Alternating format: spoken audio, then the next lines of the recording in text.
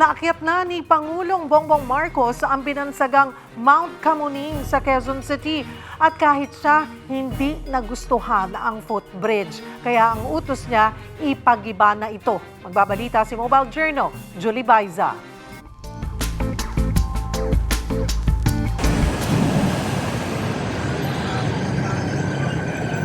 Mismong si Pangulong Bongbong Marcos ang sumubok sa tinaguriang Mount Camuning Footbridge sa Quezon City. Kasama ni PBBM, sina First Lady Liza Araneta Marcos, Presidential son Vinnie Marcos, DOTR Secretary Giovanni Lopez at DPWH Secretary Vince Dizon. Well, the old one is not very good at all. At saka, hindi mo ma-realize pag nandito ka sa baba, gumagalaw pala yan pagka may tumadaan. Kaya mas mabuti na ito. That's why the first time that we saw it, nung in-inspection namin, yung MRT, ay sabi ko talagang hindi practical yung kanilang ginawa. Pinagigiba na ng Pangulo ang lumang Mount Camuning. Tapos na rin kasi ang ipinalit dito na bagong footbridge na sinimula noong Agosto.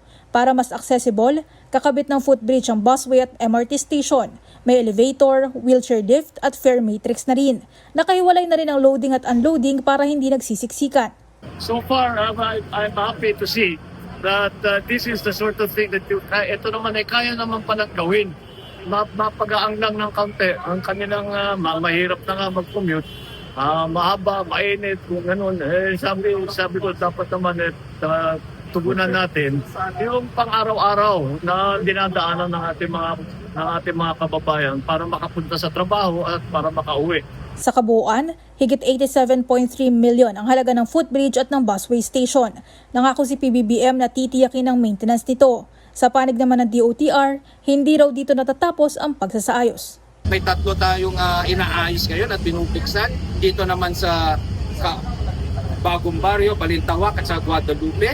By third quarter of this year, matatapos din. It's the same template. Ganito din, kaayos, kaganda at masisiyahan naman ang ating mga community. Mga kapatid, Mobile Journal Julie Baiza po, hatid ang mukha ng balita.